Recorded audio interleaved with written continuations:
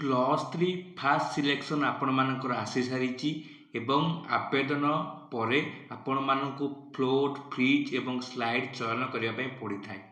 ता पूर्वर बहुत गुड़िए important notification अच्छी इंपोर्टाट अपडेट अच्छी जहाँकि आपण मानकर जानिबा निहाती आवश्यक। जदि आपण माने जानू नाहांती भूल बसतः फ्रिज फ्लोट किंबा स्लाइड चयन करूचंती आपण नाम ये सबू चयन कर सारा पर भी आपण नाम कटि जाई पारे, आपण संपूर्ण नाम लेखा प्रोसेस भी बाद पड़ी पारंती। तेबे आसंतु बुझीदबा कौन रही संपूर्ण ऑफिशियल सूचना मु आपण सामने ऑफिशियल नोटिस रखी।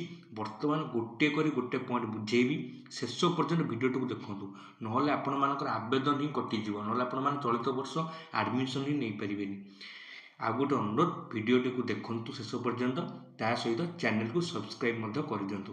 आसतु बुझा गोटिक पर गोटे इंपोर्टाट पॉइंट देखु। प्रथम आप 12 number point, the preference of choice will be capture in once in A phase. देखु आपणकर जितेबाला सिलेक्शन आसो आपण से 3 गोटी ऑप्शन थाए चयन करने, स्लाइड फ्रिज एवं फ्लोट। जहाँ भी चयन करेंगे थरे वन्स, आपड़ जदि फ्रिज चूज करुँच थरे करेंगे, स्लाइड चूज कर थरे करेंगे, थरे आपण मैंने चयन कर सारापर आउ ताकू पुनर्बार बदल पारे ना। तेणु जहाँ भी आपण मैंने क्लिक करुँच भल कि भावी चिंती सठिक उचित मानसिक स्थिति आपण मैंने चयन करूँ। थरे आपण मैंने भूल कले आउ ताकू आपण मैंने बदल पारे ना। तेणु जहाँ भी करुँच निजर उपयुक्त मानसिक अवस्था ही चयन करूँ। एबे जीवा 13 नंबर ऑप्शन को, applicant who got selected and taken admission in his or first preference of the choice in a phase will not be allowed to participate in the subsequent round of admissions and phases। देखु आपण मानकर college 5 गोटी selection देते 1 2 3 एमती 4 5 कर selection देते, आपण मानकर फास्ट नंबर कॉलेज टी आसी जाइए, माने 1 नंबर कॉलेज आपण मानकर फास्ट सिलेक्शन आसी जाइए। तेणु आपण मानकर आउ कौन राउंड भी नाम आसब ना, जेहेतु आपण मानकर फास्ट राउंड नाम आसी जाइए। आपण बर्तमान कौन करेंगे, आपण मैंने फ्रिज मारे, फ्रिज मार सारापर आपण मैंने 1 नंबर पॉइंट होकर 1 नंबर प्रिफरेन्स, आपण मैंने देन फ्रिज मारे, फ्रिज मार सारापर ऑनलाइन पेमेंट करेंगे, देन आपण मानकर इंटीमेशन लेटर डाउनलोड हम और इंटीमेशन लेटर नहीं आपण मैंने कॉलेज जाइए एडमिशन कराई ने। बुझिले एथर जदि आपण मान फास्ट प्रिफरेन्स होती आपण मानक एडमिशन करने बाध्य एवं अलग कौन राउंड बा फेज रे आपण आ भाग नहीं पारे ना। यहीटा मन रखु गुरुत्वपूर्ण कथा, जदि आप फास्ट प्रिफरेन्स आसी आपण मैंने आगुक आ भाग नहीं पारे ना। एबे जीवा 14 नंबर पॉइंट को, candidates selected in one honours and choose the fridge option but not taken admission, then his her name will not be considered for subsequent phases। देखु आपणकर जो भी ऑप्शन आसू आप सिलेक्शन आप कौन कले जे फ्रिज ऑप्शन आप क्लिक करदे। फ्रिज ऑप्शन क्लिक कर सारा आपन को ऑनलाइन पेमेंट करने मांगला, आप ऑनलाइन पेमेंट कले, ऑनलाइन पेमेंट कर सारापर आपण मानकर इंटीमेशन लेटर डाउनलोड होगा। आप कौन कले इंटीमेशन लेटर डाउनलोड करदे किंतु कॉलेज को एडमिशन गले ना। आपण इंटीमेशन लेटर डाउनलोड करदे किंतु कॉलेज को एडमिशन गले ना, जहाद्वारा आपण मैंने टोटाली संपूर्ण एडमिशन प्रक्रिया बाद पड़े एवं जहाँ भी नेक्स्ट फेज आसो आपण मैंने से भाग नहीं पारे ना। क्लीयरली मेंशन अच्छी देखु आपन को जब फ्रिज मारुंट आपण मानक कॉलेज जाए एडमिशन नेबाई पड़ो।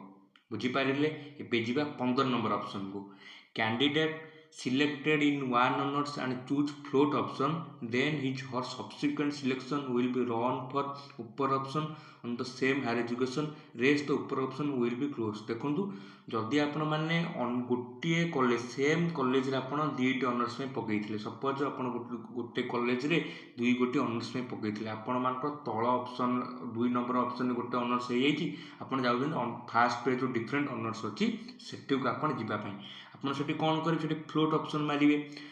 जदि आपण मानकर सेम हायर एजुकेशन उपर आपण मानकर लिस्ट अच्छी 1 नंबर और 2 नंबर पोजिशन उदाहरण भाव आपण मान सेम कॉलेज अच्छी, आपण केवल सही कॉलेज ही आपण मानकर सेकेंड और थर्ड फेज आपण मैंने योग्य विवेचित हेबे। आपण मैंने चाहिए सेठी कॉलेज चेंज करें ना यदि अलग किसी भी रेस्ट अच्छी ऊपर ऑप्शन अलग किसी डिफरेंट कॉलेज अच्छी आपण मैंने से भाग नहीं पारे ना एवं आपण तल राउंड जहाँ भी रहा सपोज आप 2 नंबर ऑप्शन है तल पोजिशन में भी जो गुड़ाक सब अच्छी से गुड़ाक आप क्लोज हो केवल आप जो राउंड रे आप सिलेक्शन है ता उपरक आप सिलेक्शन चलो मन रखिए जो राउंड रे आप सिलेक्शन है आपंकर ओपन राउंड सिलेक्शन चलो तल राउंड गुड़ाक आप सिलेक्शन गुड़ाक आपण मान क्लोज हो 15 नंबर पॉइंट को सॉरी 16 नंबर पॉइंट को candidate selected in one honors and choose float option but not selected in subsequent phase then his or her first selection honors will be considered or in last selection देखो आपण मानकर fast selection रे गोटे college आसीथिला आपण कोन कले सेही college रे honours change करिया पई आपण सेठी फ्लोट ऑप्शन कले किंतु फ्लोट ऑप्शन मारसला पर आपण देखिले सेकेंड थर्ड फेज एवं वेटिंग फेज रे आपण मानकर नाम आसला नै जेहेतु आसला ना आप जेहेतु फास्ट फेज रे आपण मानकर पूर्व ऑनर्स आपण माने सिलेक्ट होइतिले आपण माने से ऑनर्स रे बा सब्जेक्ट आपण माने नाम लिखाइबे आपण माने सेठी नाम लिखाइ बाध्य जदि आपण फ्लोट मारुचंती एगेन आपण को नाम आसला नाही कोनोसी फेज रे आपण चाहिले से पूर्व फ्लोट मारिथिबा फेज रे बा सब्जेक्ट रे आपण माने नाम लिखाइ पारिबे एबे जिबा 17 नंबर पॉइंट को देखि दोछ आपण को 17 नंबर पॉइंट हां candidate selected in one honours and choose float option जदि आपण माने गोटे ऑनर्स आपण मान चयन होउची एवं ऑनर्स चेंज करिया पे सेम कॉलेज रे आपण माने फ्लोट ऑप्शन को चयन करछंती and selected in the best fit option but not taken admission then his or name will not be allowed to participate in the subsequent round in admission और फिर देखो जदि आपनकर फ्लोट ऑप्शन आसुची तथापि आपण एडमिशन नौ नांती आपण माने ऑनर्स चेंज करिया पई फ्लोट ऑप्शन मारिथिले किंतु सेकंड कि थर्ड रे आपण मानकर से कॉलेज रो बस ऑनर्स सिलेक्शन आपण मानकर आसी गला आपण माने एडमिशन नेले नाही कोनोसी कारण से आपण माने एडमिशन नेले नाही आपण चेष्टा कले मध्य नेक्स्ट राउंड रे कोनोसी जगह रे भी आपण मानको संपूर्ण आवेदन प्रक्रिया आपण माने बाहर पड़िबे लिखाई will not be allowed to participate in the subsequent round admission phases आपण माने संपूर्ण एडमिशन प्रक्रिया रो बाहर पड़िबे जदि आपण माने सिलेक्शन हेची आपण माने सेठी एडमिशन करबा पई बाध्य एबे जो 18 नंबर पोजीशन को candidate selected in one honours and choose slide option जदि आपण माने कॉलेज चेंज करिया पे स्लाइड ऑप्शन पर क्लिक करूछंती देन हिज किंबा her upper option will be only consider and applicant can not claim his lower preference even vacancy exist in the HEI देखंतु आपण 1 नंबर गोटे कॉलेज देइथिले 2 नंबर गोटे कॉलेज देइथिले एवं 3 4 एमसी कॉलेज देइथिले आपण को उदाहरण भाबे 2 नंबर कॉलेज टी आछि आपण ऊपर को जिया पे स्लाइड ऑप्शन मारले एवं स्लाइड ऑप्शन मार सारला परे आपण केवल 1 नंबर पे योग्य विवेचित हेबे एवं आपण को 2 नंबर तळु को जो कॉलेज रहिला से सब आपण माने योग्य विवेचित हेई परिबे नाही मन करे जा भी आपण सिलेक्शन हो सब बेले आपण मानकर लिस्ट जो अछि लिस्ट ऊपर अंश तळ जोडू आपण सिलेक्शन हेइके तळ लिस्ट गुडी को आपण माने चाहिले भी जदि परे भी वैकेंट आसे आपण माने सेठी पार्टिसिपेट करि परिबे नाही एबे जिबा 19 ऑप्शन को candidate selected in one honors and choose slide option